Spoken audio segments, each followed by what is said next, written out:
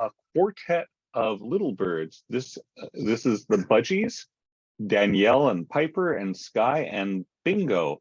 Katie, are you there? I am. Hi, Jonathan. Hey, Katie, good to talk to you. So we can see with this handy map here that Danielle and Piper are the two more green, with Danielle being more yellow than Piper. Yes. So that looks like Danielle Danielle's in the the one we're foreground. seeing right now. Yeah, she's getting a snack from my daughter's hand. And so the fact that she is comfortable perching on a hand to get a snack says something about her willingness to step up. And then Sky and Bingo are more white, with Sky having some sky blue and Bingo not. Bingo being his name-o. Yeah.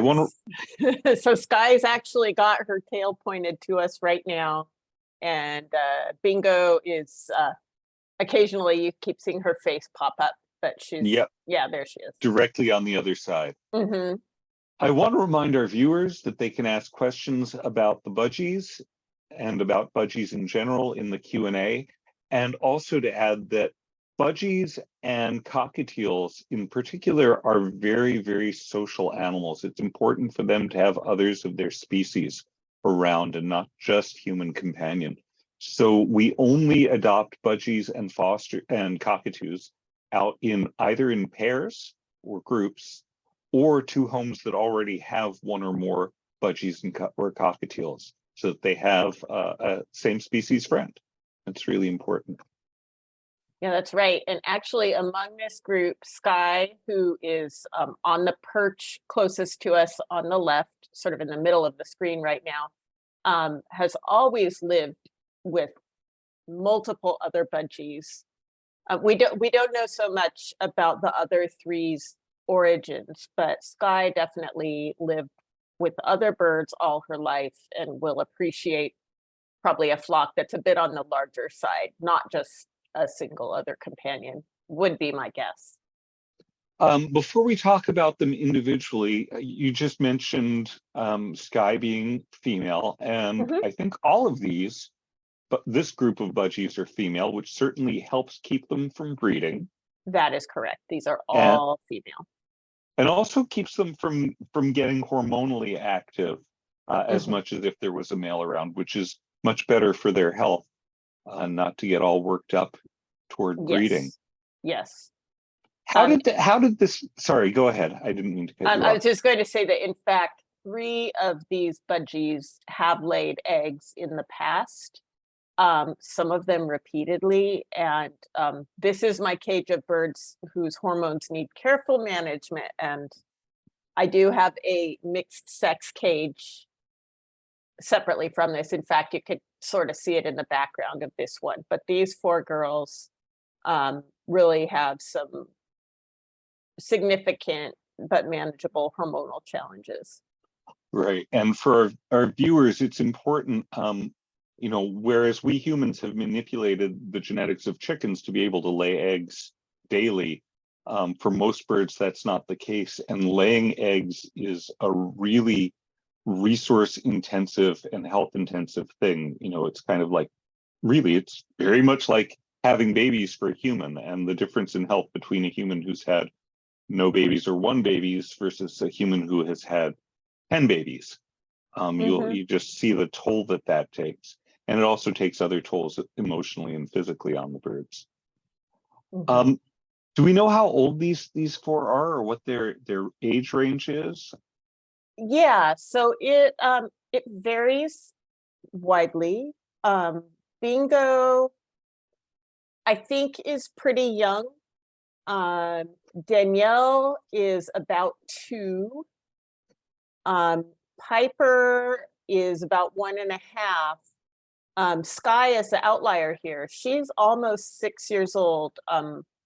Assuming she was surrendered by an owner, and that person told us that she hatched in August 2017. Now I don't actually know, maybe that person was told that by someone else. You know, when we don't have firsthand knowledge, it's hard to be sure, but we do think that Sky's about 6. These other 3 girls are between I would say like 1.5 and 2.5. They're all pretty young. And even 6, right? 6 is not Yeah. really old for a budgie. How Oh old do no, it's budgies not get? old at all. Yeah, Budgies can live 18 or 20 years with yes, good care. yes. That's definitely the not exceptional, but the end of things where you have to have a well-informed owner and good genetics and a little bit of luck. Just looking at all the various things that happen to birds that come into our care. But yeah, Right. Right. yes, all of these girls have long lives ahead of them. How did they come to Mickaboo? Yeah, so they each have their own stories. As I mentioned with Sky, who's out of the pictures right now, but you can see her at lower left on the side. Oh, there, she's eating out of Eleanor's hand. She's got her back to us. Sky was an owner surrender. Her owner was moving, so much like Gus, it just was not possible for them to keep her in the changing life circumstances that they had. Let's see. So right now we're looking mostly at Sky, but also you can see Danielle's head off to the left in the foreground. Danielle was a stray. She was found on someone's doorstep in Hollister. And she was pretty young at that point. The person, I think, tried to find her owner, couldn't, kept her, got her a male budgie named Jack to be a buddy for her. They laid a clutch of eggs. They were replaced responsibly with fake eggs, but then she shortly laid another clutch of eggs, and they started doing research and realized that laying eggs repeatedly is not good for parrots. A parrot's life in the wild is hard, and they don't go into a reproductive mode very often. Life in our homes is just too easy for them. So she was surrendered to Mickaboo out of concern for managing her health. Let's see, Piper is now in that front dish with Danielle. She came into Mickaboo in March of 2022 as a baby. And let me see if I can recall. I honestly don't recall how Piper came into Mickaboo, but she did come in very young. And last of all, Bingo, who is way in the back now. She's thinking about climbing up to get a snack at the top of the cage from my daughter. She was surrendered to a local shelter in April last year. She came in with a broken leg and a sinus infection. Wow. So she spent some time at the vet before she was clear, but she's been living with us actually for over a year now, ever since she became healthy then as a youngster. You know, I generally later in the interview, I would ask how they are with children. These guys don't seem to be afraid of children, but I will point out that your daughter knows a lot about being with birds, and she's not moving really fast. She's not doing things that the birds would find as scary. So the whole, are they good with children, really depends a lot on the child. But in this case, with a child who has learned how to behave around birds, they seem, you know, not really scared at all and happy to interact with her. And that's really cool on a lot of fronts. Yeah, I'd say on the one hand, budgies and I think also cockatiels tend to, there are certainly individuals who are quite shy and reserved, or another ones who just aren't interested in socializing with humans. You know, they just want to do their bird thing, and that's fine. But a lot of budgies and cockatiels are interested in people who can move slowly with a calm voice, you know, just body language and behavior that feels safe to the birds. Eleanor in particular, I would say, you know, teaching her to be responsible with our birds and overseeing her is my responsibility. And she's just 6 now. We've had birds her whole life. it's something that I take very seriously. Her dad takes very seriously. And so she's learned that from us. It wouldn't necessarily just be an easy thing for a child who hasn't lived around birds to just walk in and have this kind of relationship. But if they're taught, they certainly can learn. Right. Birds are just very alien. They are not mammals. They don't want to be, or ordinarily wouldn't want to be snuggled like a cat or dog. They're different. Right. Yeah. Yeah, they're very different. And that's a big topic of the basic bird class. We've talked about budgies liking to have other budgies around, and birds can form very strong friendships. Sometimes we talk about one or more birds being bonded. That is where it's important for them to, emotionally important for their well-being, for them to stay together. Is this group bonded, or are any of them bonded, or you think they would also adapt well to being in a different flock or different flocks than this one? I've had budgies who really truly are bonded. None of this group are. Danielle is pretty inclined toward people, and I think Piper as well. Just like they really are interested in a home with human friends. Bingo is flat out a mischievous clown, bit of a troublemaker. I have her in this cage because of that, because her shenanigans keep the other three on their toes a little bit and slightly annoyed from time to time. And with birds who are known to be prone to hormones, being a little, just a tiny bit uncomfortable can help keep them from feeling like, oh, this would be a great time to, build a nest and lay some eggs. So she's in there specifically because she disrupts everyone else.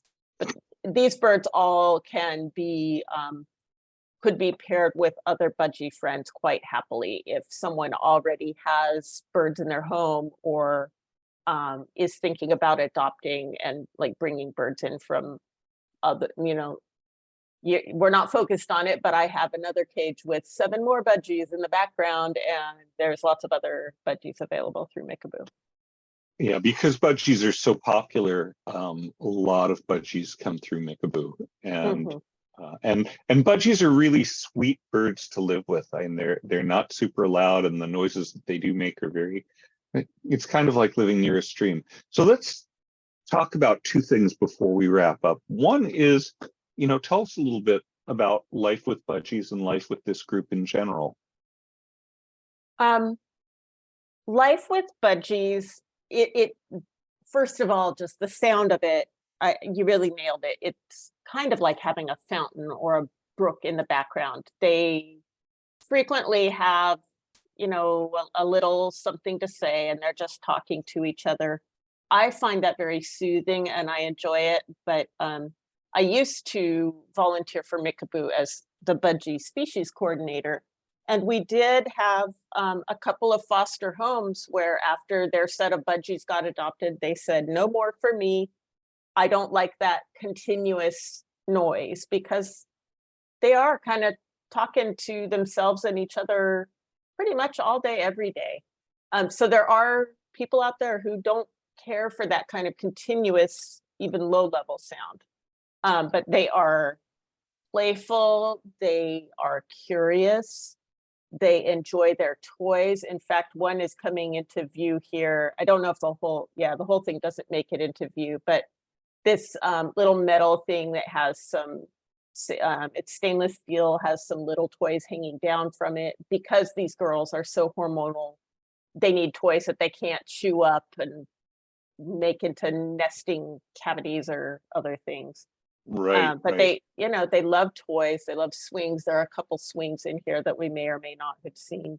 They love leafy greens. There's a tiny bit of carrot frond just sticking out of the left edge of the screen. Oh, it's gone again now. Oh, and there's more carrot tops and a bath going on.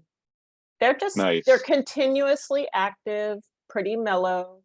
They can bite hard if they are frightened. If sometimes I've had to medicate a budgie who's like newly come in and doesn't know me yet, may not have been socialized previously, and they can bite and squawk if they're mad, if they're scared. But of course, wouldn't you I would. do the same? Heck yeah. I'm trying to stuff something down my throat. Yeah. I mean, they're just, I really enjoy budgies. They're They're really sweet. just about my favorite birds. So in our last few minutes, what else would you like to share with potential adopters who might be interested in one or more of this crew? So I took some notes before. Okay, it was Piper did the most interesting thing that I'd never seen another budgie do. Actually on the same, I can't remember what day it was exactly, but the same series of days where I was taking the video that we're watching now. She grabbed a piece of food and in her beak and flew up to a perch and then held it in her foot and like braced against the perch to eat it. And a lot of bigger parrots really do use their feet to hold and manipulate their food while they eat it. But I have never seen a budgie do that before. That was pretty cool, really interesting. Yeah. And in a previous foster home, Piper really, like, she flew around a lot. She's a great flyer. And when she's hungry, she'll like come and let you know that it's dinner time. Right now, she doesn't get out time because I'm really working on hormone management for Danielle in particular. Right. Danielle is very tame, very funny, very social, but as soon as she is out of the cage, she is looking to try and like climb behind a picture frame or up in a lampshade or something. She's just Is this a constantly, place to nest? Yeah. Yes. Living with Danielle has been very humbling for me because I have fostered and adopted a lot of budgies, ones with complicated medical needs, ones that are super hormonal. And Danielle has laid eggs 3 times on my watch. She now gets a pretty regular regimen of Lupron injections because she's just humbling. Yeah. But Yeah, this whole crew stays in the cage because I am not going to run the risk of her getting into a nesty spot and undoing the hard work that we're doing with diet and environment, long nights, Lupron, everything. And so I haven't experienced Piper flying. Right. At the risk of, we're going a little bit over, but it's important. Some of the things that we do to manage birds who are hormonal and keep them from doing that. One is, if they need it, Lupron injections from the veterinarian. But prior to that, making sure that they have really consistent and long enough sleep, managing their food intake, and not giving them things that, not allowing them to have things to make nests out of, like things they can tear up and shred, and not having them not giving them places that seem like good places to have nests. And sometimes that means, in this case, not letting them net out because there are lots of little hidey holes. And the things that in the wild tell birds it's a good time to breed. One is longer daylight, just slightly longer daylight, because at the equator and near the equator, it's not that much of a difference, but just a little more light says that. And of course, abundant food, which most of our homes have, and good places to nest. And those 3 things are the trigger for, hey, good time to build a nest and lay some eggs. So we really have to manage that. Katie, it's been really great talking with you about these birds. We are going to move on now to our next bird,